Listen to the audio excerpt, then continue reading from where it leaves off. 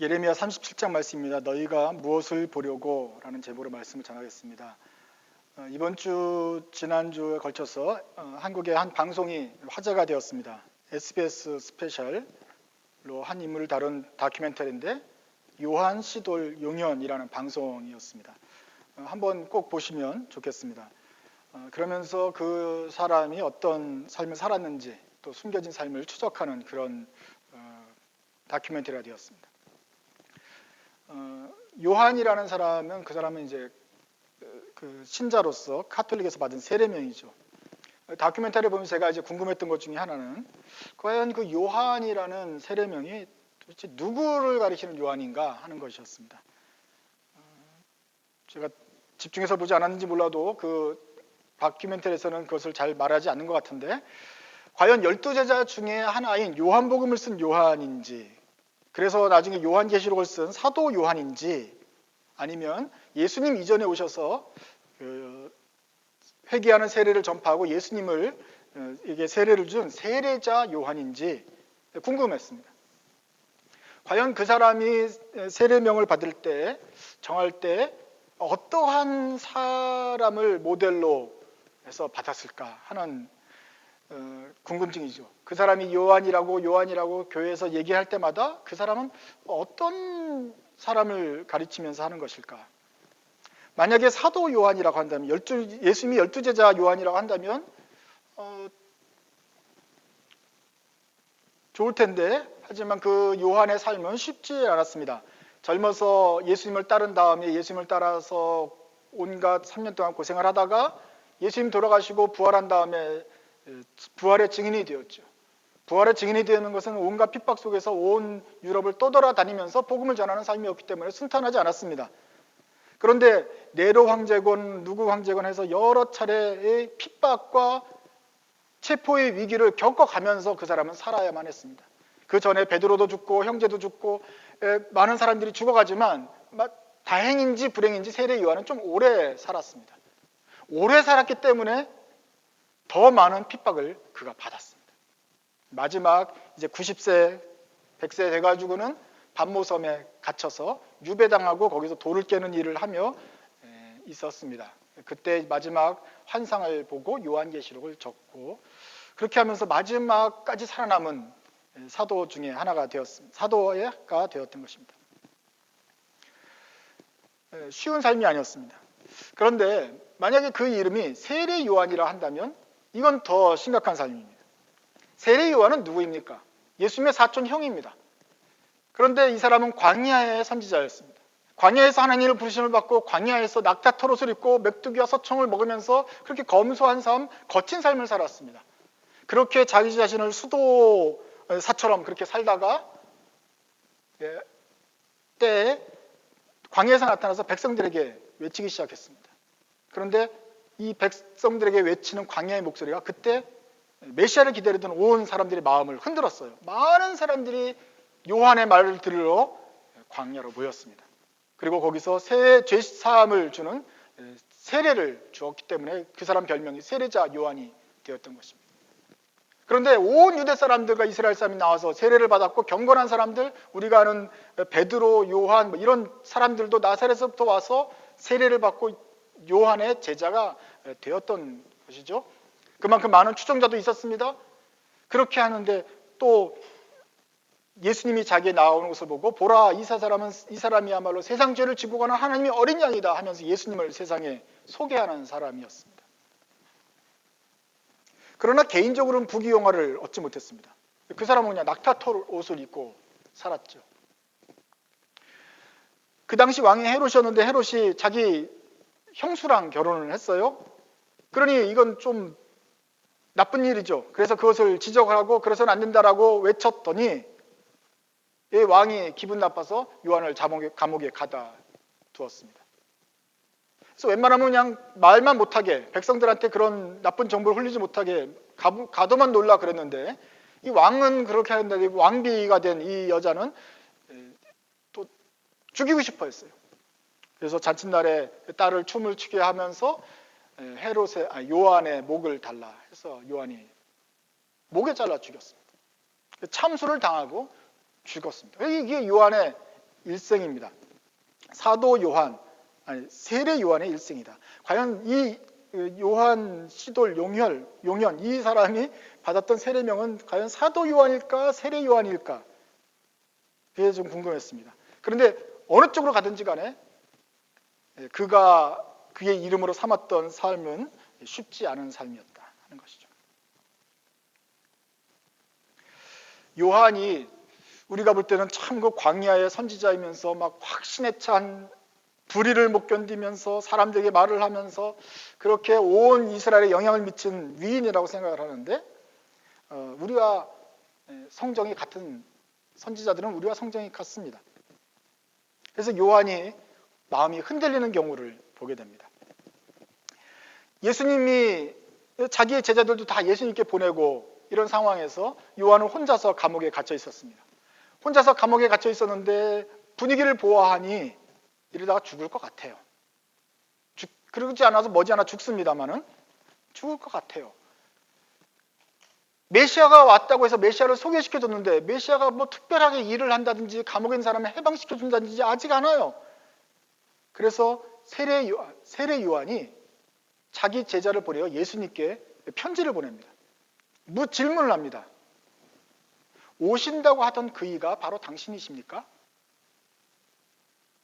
당신이 메시아 맞습니까? 자기가 메시아라고 세상 사람이 소개해주고 나서는 지금은 마음이 흔들리고 의심이 되는 거예요. 그래서 다시 질문합니다. 예수님이 메시아 맞습니까? 근데 왜 제가 지금 감옥에 계속 갇혀서 이거 죽을 날만 기다리고 있는 것이죠? 그때 예수님이 대답하십니다.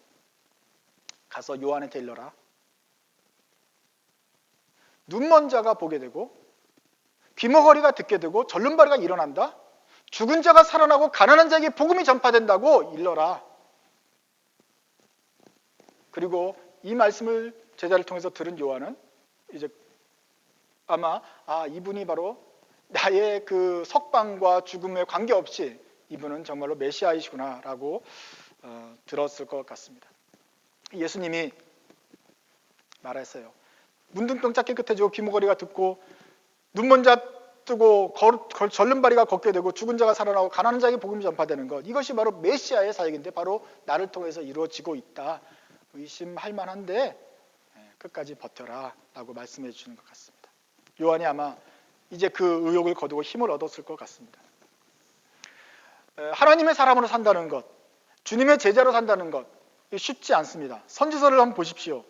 우리가 선지서를 보면서 몇 가지 집중해야 될 것들이 있는데 그것은 긴 선지서에도 세 가지 요소가 있습니다. 첫째로는 과연 하나님께서 이 선지자를 택할 때 어떻게 택하시는가?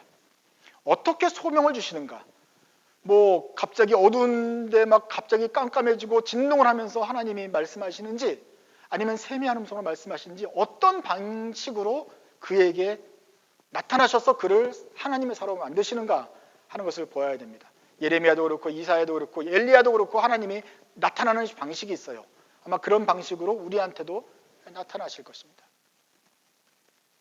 또 하나는 이 사람의 메시지죠. 정말 많은 분량을 가지고 있는데 과연 그렇게 말씀을 듣고 나서 이 사람이 과연 어떠한 메시지를 전했는가 하는 것이죠. 포로되기 전에는 너희들 이렇게 가지고는 망한다. 포로로 잡혀갈지도 모른다. 지금이라도 돌이켜라라고 간곡하게 예언을 하고 포로되고 나서는 괜찮다. 다시 돌아올 수 있다. 지금이라도 회개하면 주님께서 70년 안에 다시 돌이킬 것이다. 했을 거고 포로된 이후에 나타난 포로가 됐다가 돌아온 다음에 나타난 선지자들은 뭐라고 그랬겠어요? 우리가 역사에서 경험하지 않았느냐? 이제라도 말씀 잘 지키자. 라고 그렇게 권면하는 그런 설교를 했을 것입니다. 메시지가 어떤 메시지인지 우리가 들어야 합니다. 세 번째로는 선지자의 어떻게 소명을 받는가, 어떤 메시지를 전했는가 다음에 중요한 것은 그러면 그 선지자는 어떤 삶을 살았는가 하는 것이. 선지자라고 부름받았다고 하는 것은 그냥 말로만 설교만 쭉 해버리고 그냥 말만 하고 많은 삶이 아닙니다. 하나님의 사람으로 됐다는 것은 우리가 말과 행동으로 그리스도의 본이 되어야 되기 때문에 메시지만 전하는 것으로 끝나지 않는 것이죠. 그냥 유튜브 방송으로 전파했다고 내 책임이 다 끝나는 것이 아니라 그 다음에 그 사람의 삶도 그 시대 상황 속에서 선지자답게 하나님의 모델로 살아가야 되는 것이죠. 그래서 이사야가, 예레미야가 그 사람들의 그 시대의 사람들과 살면서 고통을 받았습니다. 말을 잘 듣고 선지자의 말을 잘 들으면 함께 신이 나서 회개도 하고 미스바에서 돌이키기도 하면서 사무엘처럼 보람도 느끼는 삶도 있었겠지, 순간도 있었겠지만, 예레미야처럼 사람들이 듣지도 않고 오히려 예레미야를 돌로 치려고 한다면, 핍박하려고 한다면 그의 삶은 쉽지 않다. 그 선지자가 그 메시지를 전하면서 어떠한 상황에 처하는지, 그리고 그때 어떻게 반응하는지도 역시 우리가 선지서를 읽으면서 봐야 된다고 하는 것입니다. 과연 그 선지자가 활동할 때 어땠는가? 선지자의 삶, 선지자의 인생이라는 것은 쉽지 않습니다. 예레미야 할 일이 많아요.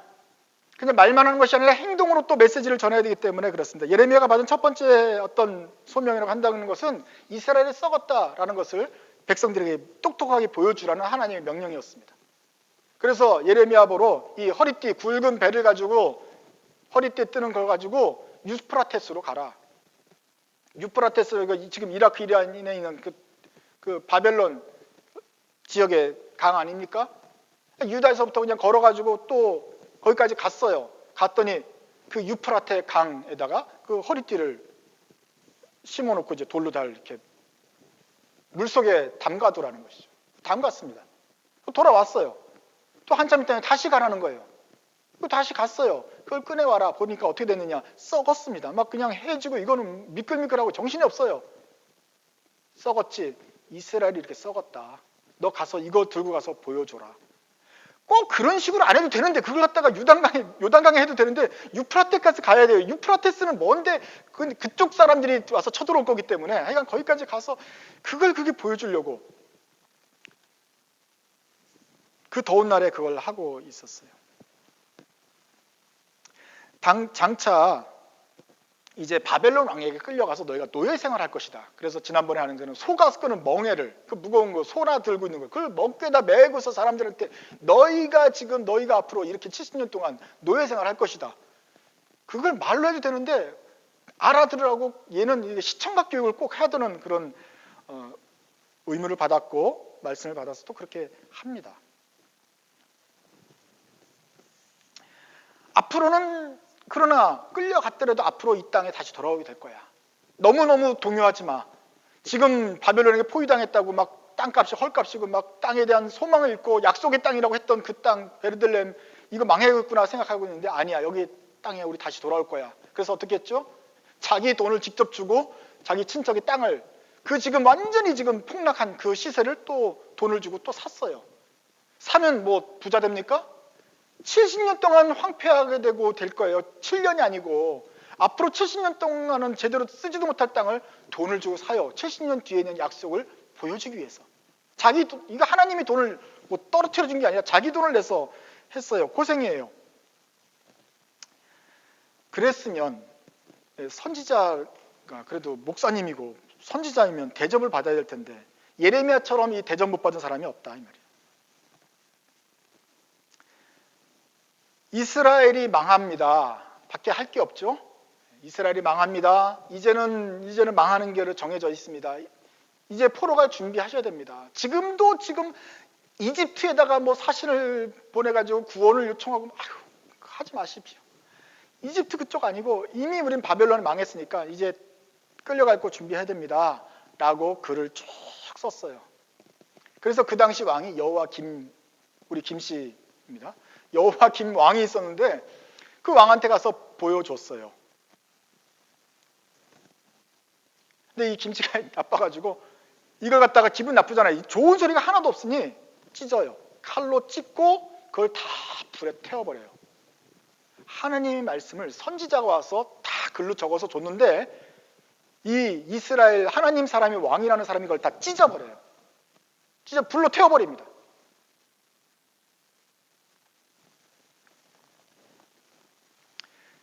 그래서 36장 32절에 나온 거예요. 제 맨 첫째 줄 읽어봅시다. 시작.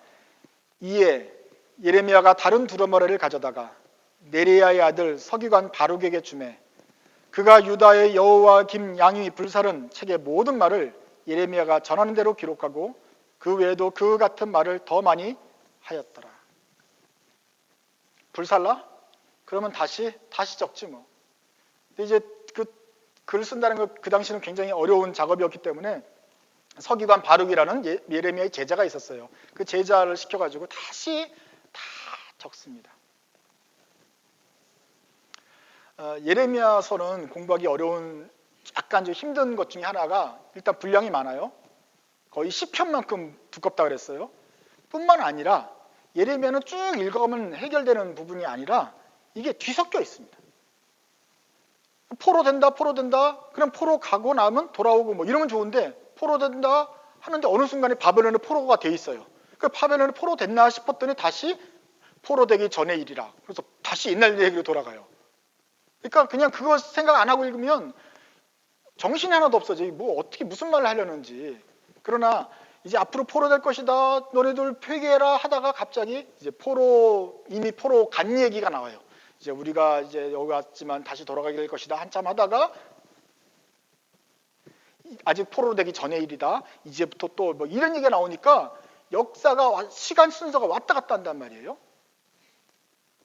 다른 성경은 그렇지 않은데 이 예레미야는 특별히 왔다 갔다 합니다. 왜 왔다 갔다 했을까? 이 예레미야를 쓰는 사람이 왜 이렇게 왔다 갔다 하게 페이지 수를 잘못 넣었을까요? 여러 가지 생각이 있을 수 있지만 그 중에 하나의 이론은 이게 처음부터 잘 썼는데 이 불에 태워가지고 다시 적는 동안에 이게 순서가 A4지가 막 왔다 갔다 하면서 순서가 헷갈렸을 것이다 라고 하는 얘기도 있습니다. 흥미로운 이야기죠. 그만큼 예레미야가 말씀을 전할 때 이게 순서대로 차곡차곡 될 만한 형편이 아니고 막 불에 던지고 찢어버리고 난리가 아니었어요. 사람들이 받질 않았다는 것이죠. 하나님 말씀을 왕이 불에 태워버리는 그런 식으로 도무지 이건 말씀이 들어가지 않는 그런 상황에서 예레미야는 말씀을 전해야 되는 상황이었습니다. 그 다음 왕은 시드기야 왕입니다. 그게 37장에 이제 나오는 것인데 그 시드기야 왕 때는 또 그러면 쉬운가? 시드기야 왕이 되는데 이제 마침 이제 예레미야가 갇히지 않았어요. 아직 투옥이 안 돼가지고 그 자기 집안에 무슨 분깃을 받을 일이 있다든지 유산을 받을 일이 있어가지고 그 예루살렘을 성을 나가서 다른 마을로 가서 행정 처리를 해야 됐어요. 그래서 예레미야가 나가려고 그런다고요. 성 밖을 나가려고 그러니까 문지기가 잡아요. 너 예레미야, 너 지금 나가가지고 지금 밖에 있는 바벨론한테 항복하려고 그러는 거지. 또 스파이 하려고 그러는 거지. 예레미야는 이스라엘 전체에게 찍힌 공공의 적이었어요. 얘는 하여간 사상이 불순해. 나라의 독립운동 제치고 바벨론한테 그냥 오기도 전에부터 우리는 죽는다 망한다 계속 그러니 너 바벨론 사람 아니야? 너 지금 피난 가는 거지? 그러면서 문지기가 체포를 합니다. 아니 나 그게 아니고 나는 지금 그 분깃을 받으려고 동사무소 가는 거야. 아니야. 그러면서 잡아가둡니다. 잡아가둔 게 이제 그 당시 오글었었던 서기관 요나단의 집에 가두게 된 것이죠. 온갖 고관들이 노여워하고 이 예레미야 거짓말로 성을 빠져나가서 바벨론에 투항하려고 하는 거 아니야? 이 역적과 배신자를 처단하자. 그러면서 감옥에 가둔 것입니다. 16절 한번 보세요. 15절부터 읽을까요? 고관들이 시작. 고관들이 노여워하여 예레미야를 때려서 서기관 요나단의 집에 가두었으니 이는 그들이 이 집을 옥으로 삼았음이더라. 계속 예레미야가 뚜껑 씌운 웅덩이에 들어간 지 여러 날 만에 시드기야 왕이 사람을 보내어 그를 이끌어내었다. 때려요. 고문을 받아요. 그리고서는 그 지상 감옥이 아니죠. 뚜껑을 씌운 그 웅덩이 속에 집어넣습니다. 그리고 뚜껑 탁 닫아버리니 빛이 들어와요. 뭐가 들어와요. 화장실이 있어요. 빵을 제대로 줘요. 그냥 거기서 사람은 그냥 죽어가는 것이죠. 옛날에 우리가 재밌게 불렀던 노래가 있죠. 작은 광주리에 모세를 알죠. 어두운 구덩이에 예레미야도. 그 어두운 구덩이에 예레미야. 그 밝은 식으로 노래 웃으면서 부르면 안 되는 건데 그러니까 어두운 구덩이에 예레미야 바로 이 장면인 것이죠. 예레미야가 뭐 잘못했습니까? 하나님 말씀 주셔가지고 하나님 말씀하고 또 그것도 한 번만 하고 하는 것이 아니라 끝까지 성실하게 말씀을 전했어요. 찢으면 다시 덮고, 말씀을 하면 왕이 바뀌면 또 그 왕한테 또 말씀을 전하고, 이렇게 한 죄밖에 없는데 사람들은 그를 때리고 구덩이에 가둬 놓습니다.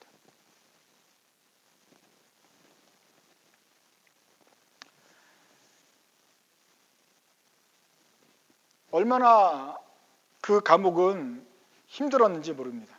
그저 그냥 웅덩이에 그냥 갇힌 예레미야가 잠깐 갇혔구나 생각할 수 많고 넘어갈 것이 아니에요. 모든 귀족들이 예레미야를 미워합니다. 그래서 예레미야의 말을 듣지 않고 무조건 때립니다. 너는 바벨론에 가는 민족이 역적이다 라고 결국은 때리고 고문하고 그를 가두고, 상처에 치료도 받지 못하고 햇빛도 받지 못하고 먹을 것도 먹지 못한 상태에서 그는 가만히 놔두면 죽어가는 상태가 될 것입니다. 예레미야의 심정이 어땠을까요? 그러지 않아도 예레미야는 정말 우리랑 가장 비슷해서 막 마음이 왔다 갔다도 하기도 하고 이런 그런 사람이었는데, 가장 낮은 곳에 들어간 이 예레미야는 그 심정이 어땠을까요? 그러고 있는데 마침 시드기야 왕이 다시 예레미야를 찾습니다. 불러오라고 합니다. 예레미야가 구덩에서 나와서 왕한테 갔죠. 왕이 묻습니다. 혹시 또 다른 메시지는 없느냐? 하나님이 뭐라고 좀 지금 이 시시각각으로 지금 바벨론이 포로가 돼가지고 어떻게 될지 모르는데, 지금 막 이집트에서 원군이 온다는 소리도 있고, 그래서 지금 어떻게 될지 모르는데 이거 어떻게 할지 하나님의 어떤 계시는 없느냐 물어요. 궁금했던 것이죠. 아마 예레미야의 말은 특별한 내용이 없는 거 봐서 똑같았을 것입니다. 우리 망한다, 바벨론 간다 이 얘기죠. 왕이 이제 돌려보냅니다. 그런데 그때 예레미야가 왕한테 붙잡고 매달립니다. 20절입니다. 읽으시죠. 다시 좀 가련한 목소리 읽으세요. 20절 시작. 내 주 왕이여, 이제 청하건대 내게 들으시며 나의 탄원을 받으사 나를 서기관 요나단의 집으로 돌려보내지 마옵소서. 내가 거기서 죽을까 두려워하나이다. 나 이제 겨우 빠져나왔는데 아무도 내 외침을 듣지 않았는데 이번이 마지막 기회고, 내가 다시 돌아가면 반드시 죽을 것 같습니다. 이 뼈만 남은 거 보십시오. 나는 거기 들어가면 반드시 죽습니다. 왕이시여, 제발 나를 글로 돌려보내지 마시고 다른 감옥으로 좀 바꿔주십시오. 이에 시드기야 왕이 명령하여 예레미야를 감옥 뜰에다 두고 거기 떡 만드는 자의 거리, 이제 지금 지상으로 나왔어요. 거기에 거리에서 매일 떡 한 덩이씩 그에게 던져주어서 성중에서 떡이 떨어질 때까지 이르니라. 예레미야가 감옥들에 머물게 되었다. 지금 예레미야는 인생이 폈습니다. 햇빛이 드는 감옥으로 옮기게 됐어요. 자동으로가 아니라 왕이시여, 제발 나를 어떻게 좀 타원을 받으사 해가지고 돌려보내지 말아 주십시오 라고 간곡히 애곡하고 바짓가랑이를 붙잡은 다음에 겨우 지상 감옥으로 옮기게 되었습니다. 살아남았어요. 예레미야가 우리하고 성품이 같은 사람입니다. 이사야 선지자라고 해서 막 쿨하고 늘 담대하고 이러지 않아요. 멋있지 않아요. 제발 좀 살려. 이번에 가면 반드시 죽을 것 같아서 자기 목숨을 연명하면서 꼭 붙잡습니다. 치사하지만 하여간 좀 옆에 간 방으로, 햇빛 뜨는 방으로 옮겨달라고. 이것이 예레미야의 유일한 소원이었고 겨우 그것을 들어주었어요. 어쨌거나 죽을 지경에서 빠져나와서 끝까지 그 구차하게 목숨을 연명해 가면서 하나님의 일을 계속하는 것, 이것이 선지자의 삶이었습니다. 우리가 아는 엘리야 선지자는 선지자 중에, 구약의 인물 중에 모세와 함께 대별되는 두 번째 인물인데, 엘리야도 마찬가지였어요.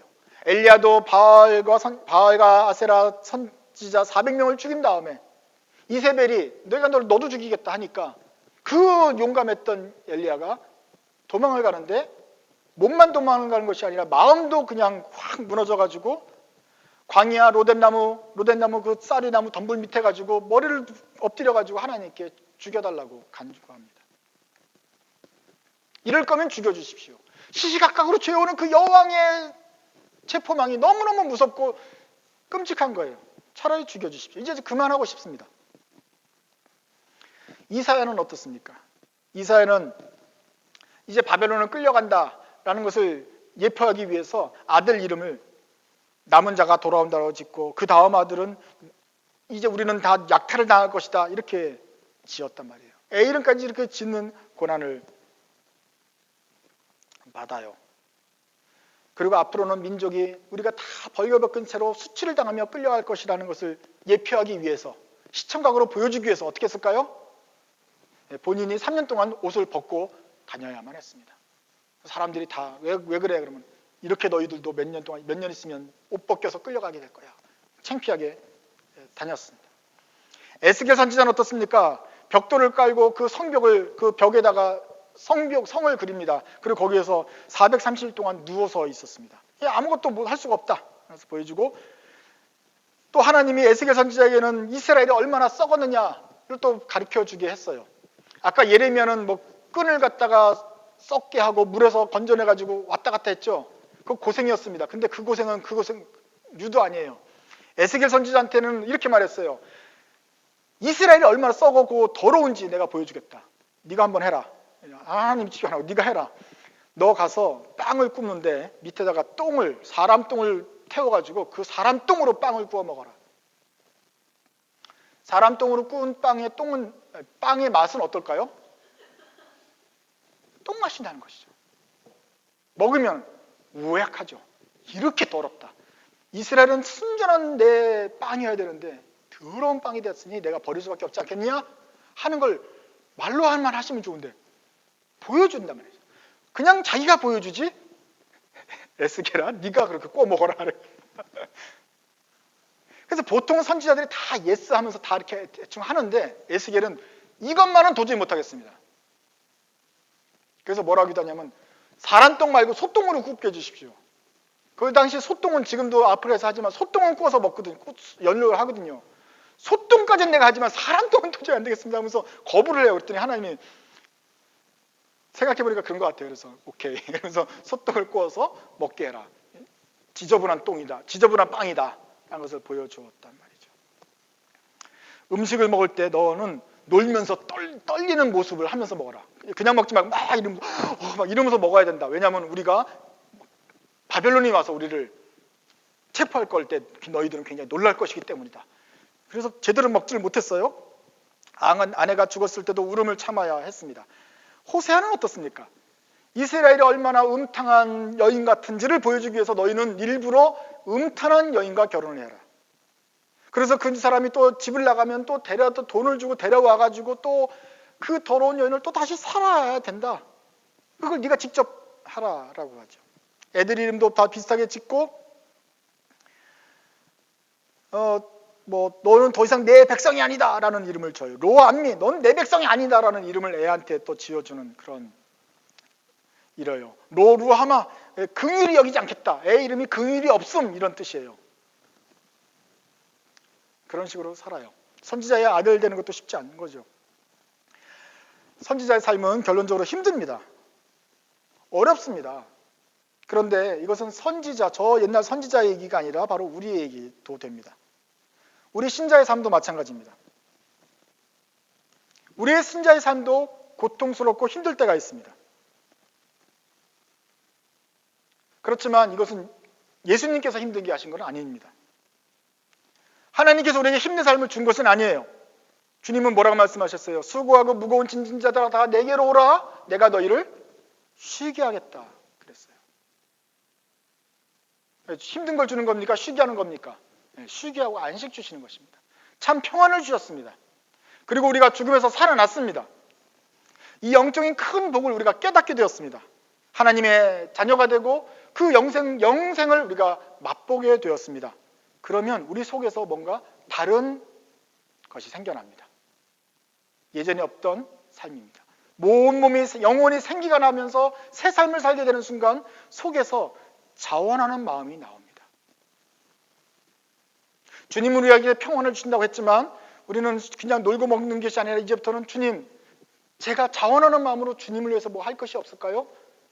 만입이 내게 있으면 주님을 찬송하고 싶은데 내 한 행동이라도 주님께 뭔가 보답을 하고 싶은데 혹시 주님 하실 일 중에 내가 할 만한 거둘 일은 없을까요? 라고 하면서 스스로 자원하는 마음이 생겨요. 주님처럼 살고 싶어요. 주님 따라가고 싶어요. 저를 하나님의 일꾼 만들어주세요. 라고 자원하는 마음이 생기지 않습니까? 그래서 주님은 그 선지자를 부르셨듯이 우리를 다시 부르셔서 주님의 영광스러운 일에 조금 동참하게 하십니다. 그 영광스러운 일을 하는데 그 영광이 자체, 우리가 하나님의 일을 조금 돕는다는 것 자체가 큰 영광인 것이죠. 예수님처럼, 천사들처럼, 선지자처럼 주님의 일을 참여하는 것입니다. 얼마나 영광입니까? 근데 영광인데 고생입니다. 우리가 자원했기 때문에, 우리가 자원해서 그 고생을 받으려고 기도했어요. 그렇기 때문에 고생은 되지만 후회는 하지 않습니다. 제자의 삶을 가는 길은 고생스러운 일이지만 우리는 후회하지 않습니다. 누가 시켜서 한 일이 아니고 우리 스스로 그 사랑에 감격해서 한 일이기 때문입니다. 후회는 없습니다. 그런데 가끔씩 흔들릴 때는 있습니다. 분명히 옛날에는 감격해서 자원하면서 주님께 했는데 처음에는 견딜 수 있었는데 중간에 가다 보면은 흔들려요. 이게 제대로 하는 것인가? 맨날 손해만 보고서 이거 고생만 하는 거 이게 참 잘하는 삶인가? 과연 내가 언제까지 이것을 감당할 수 있을까? 흔들립니다. 세례 요한이 옳은 말 하다가 감옥에 갔어요. 틀린 말 하지 않았어요. 나쁜 일 하지 않았어요. 그런데 보아하니 이제 죽게 될 것 같아요. 그래서 침울해졌습니다. 의욕이 생겼습니다. 확실한 그 확신이 흔들리기 시작했습니다. 그래서 예수님께 다시 사람을 보냅니다. 이 메시아 맞습니까? 세상 죄를 지고 오는 하나님의 어린 양으로 내가 소개를 했는데 지금 생각해보니 맞습니까?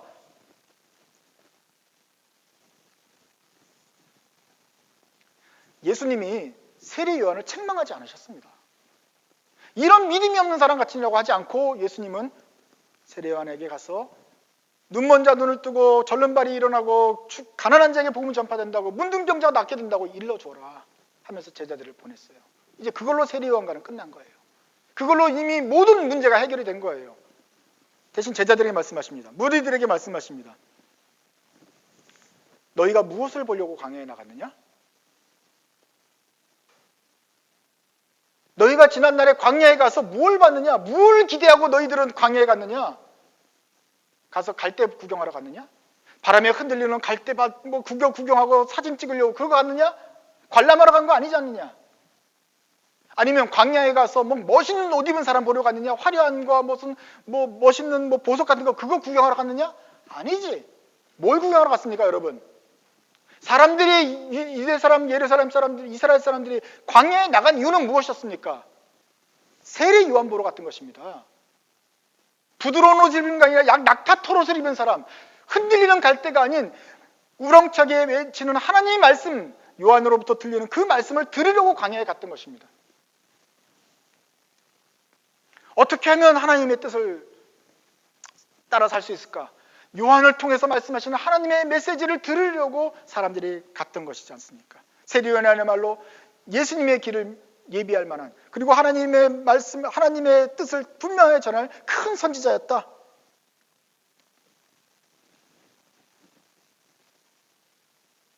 그리고 너희들이 그 말씀을 듣게 되지 않았느냐? 그 말씀대로 회개하고 너희들도 세례를 받고 주의 길을 다 예비되어서 내가 나타나지 않았느냐? 그러면서 예수님이 세례 요한을 칭찬을 합니다. 이 사람이 얼마나 큰 선지자다. 그런데 하나님의 이 큰 선지자가 불행한 삶을 살다고 하는 것은 바로 하나님의 뜻을 행했기 때문이 아닌가? 천국의 삶을 살기 위해 하다가 천국을 위해서 살려고 했기 때문에 이 어려움을 당하는 것이 아니냐? 그러면서 이 말씀을 하세요. 마태복음 11장 12절입니다. 같이 읽습니다. 12절입니다. 시작. 세례 요한의 때로부터 지금까지 천국은 침노를 당하나니 침노하는 자는 빼앗느니라. 우리말로는 침노를 우리가 침노하는 것처럼 잘못 해석할 수 있는데 영어로 다시 한번 보시면 좋아요. 세례 요한의 때로부터 지금까지 The kingdom of heaven has been subjected to violence. 폭력을 당한다. 천국은 쥐어 터진다. 맞는다. The violent people has been raiding it. 포악한 사람들이 자꾸 천국을 자꾸 못 살게 군다. 천국은 원래 못 살게 굼을 당하는 그 거다. 세례 요한이 천국을 전파했다. 그렇기 때문에 지금 그가 고통을 받는 것이다.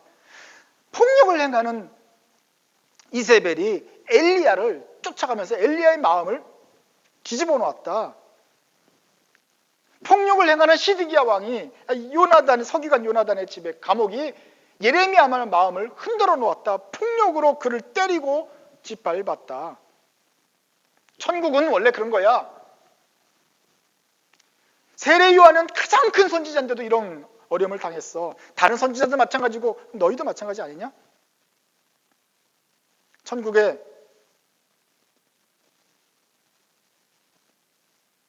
제자들은 이렇게 힘든 삶을 각오해야 된다. 우리의 삶을 흔드는 세력이 있다. 우리 앞에는 어려움이 있을 것이다. 이 말 맞다나 세례 요한이 결국은 참성을 당했고, 이 말씀을 하시는 예수님도 십자가에 못 박혀 돌아가시게 되었고, 그 다음에 제자들도 세례 요한이든지 세례 요한이든지 사도 요한이든지 다 어려운 길을 가게 되었다. 우리도 그렇습니다. 하나님의 소명을 받았습니까? 그 뜻을 거부하지 않고 받으면서 말씀을 전하는 사람으로 서기를 했습니까? 그 뜻대로 살기로 작정했습니까? 주님의 일꾼이 되려는 사람들, 주님의 메신저가 되려는 사람들은 그 이후로는 반대에 직면하게 됩니다. 오해를 받습니다. 체포당합니다. 매 맞습니다. 갇히고 구덩이에 떨어지는 예레미야 삶과 비슷한 삶을 살게 될 것입니다. 도대체 여러분은 무엇을 보려고 광야에 나갔습니까? 언제 하나님께서 우리 마음을 감동하셔서 경건한 마음이 솟아나고 자원하는 심령이 되어서 뜨거운 마음으로 성령 충만하여 주님께 내 삶을 바친다고 말했을 때 그 바침의 의미는 무엇인지 아십니까? 주님의 뜻대로 살겠습니다, 뒤돌아보지 않겠습니다 라고 결심했을 때의 그 말에는 무엇이 포함되어 있는지 여러분 아십니까? 지하 감옥에서도 또는 맞으면서도 구덩이에 떨어지면서도 우리는 주님 따르겠습니다라고 결심하지 않았습니까? 우리는 예수를 따르면 순간부터 부귀관세와 공명, 일신의 평안, 관광하고 유람하고 안일한 삶을 택하지 않았습니다. 우리를 극진히 사랑하셔서 우리를 위하여 자신의 아들을 희생하신 하나님의 사랑에 부응하기 위하여서 그 사랑에 어떻게 하면 보답할 것인가, 그 뜻을 어떻게 행할 것인가, 어떻게 사람들을 섬길 것인가 결심하지 않았습니까? 사람들을 섬기고 바른 말을 하고 하는 천국의 복음을 전파할 때 수반되는 고통도 기꺼이 받겠다고 말을 했습니다. 주님의 십자가를 나도 지겠다고 감히 말하지 않았습니까? 하나님의 일을 하면서 제자의 길을 가면서 선지자의 길을 가면서는 평안하고 인정받을 안락하게 될 삶을 기대하지 마십시오. 너희가 무엇을 보려고 광야에 갔느냐? 세례 요한 보려고 갔고, 세례 요한의 메시지를 듣고 그와 같이 살면서 주의 길을 예비하면서 이제 다시 오실 그리스도의 길을 예비하려고 우리는 사는 것이다. 다시 한번 기억하십시오.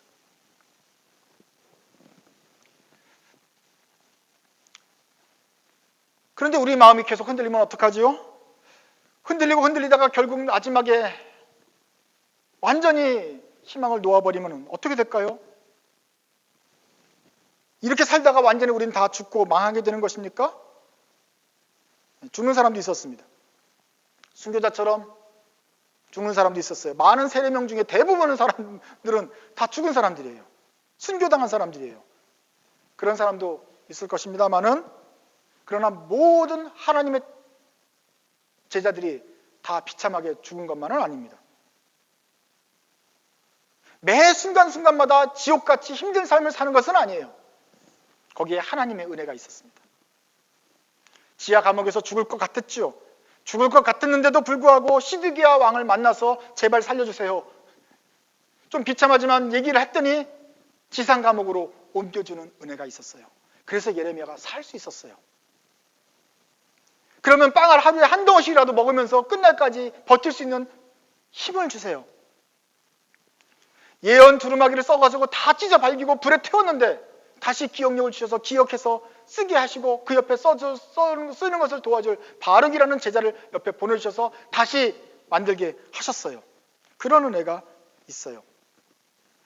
앞으로도 느헤미야는 끝나지 않았어요. 앞으로도 계속해서 하나님의 말씀을 전해야 돼요. 그럴 사명이 있어요. 그러니 하나님이 예레미야를 계속해서 살려주세요. 아직도 할 일이 남았기 때문에 하나님이 그를 살리시고 사용하시고 끝까지 은혜를 베푸시는 것입니다.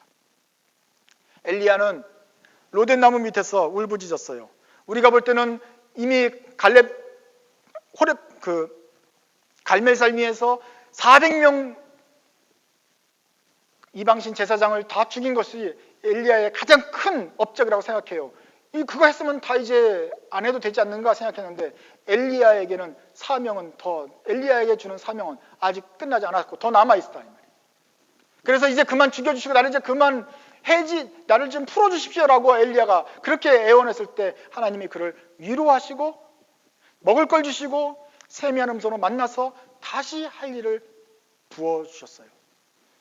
그 일을 들려주셨을 때 엘리야는 즉시로 회복되고 더 이상 묻지 않고 갈등하지 않고 의심하지 않고 다시 주님의 일을 하러 떠나게 되는 모습을 볼 수 있습니다. 하나님이 새 힘을 허락하십니다. 세미한 음성으로 말씀하셨는데 그 말씀을 듣는 동안 엘리야가 다시 회복이 되었습니다. 선지자들이 성정이 우리와 같습니다. 우리처럼 연약하고 우리처럼 흔들리고 의심합니다. 그런데 하나님이 그 선지자의 성정을 아시고 우리의 속사함을 아십니다. 우리의 한계도 아시고 우리의 필요를 아십니다. 그래서 때마다 도우시는데 정말로 죽을 것 같으면 그 구덩이에서 건져 주십니다. 그리고 이 길을 계속해서 가게 할 힘도 주십니다. 우리가 의지할 것은 우리 자신이 아니고 이 은혜입니다. 이 은혜, 부르심을 부르셨으니 이 은혜, 부르심의 길을 끝까지 가게 하실 하나님의 은혜를 사모하면서 이 길을 가는 것입니다. 그렇게 한다면 비록 이 길은 영광스러운 길이고 또 동시에 힘든 길이지만 힘든 광야 같지만 중간중간에 만나게 되는 하나님의 은혜가 적지 않을 것입니다. 우리 선배들이 이 은혜를 사막의 오아시스처럼 만나면서 끝까지 걸어갔고 오늘 우리도 힘든 삶이고 어려운 삶이지만 의심이 들지만 날마다 오아시스처럼 우리에게 허락하시는 은혜를 붙잡으면서 사모하면서 끝까지 이 길을 걸어가시기 바랍니다. 그러면 주님의 은혜가 풍성할 것입니다. 기도하겠습니다.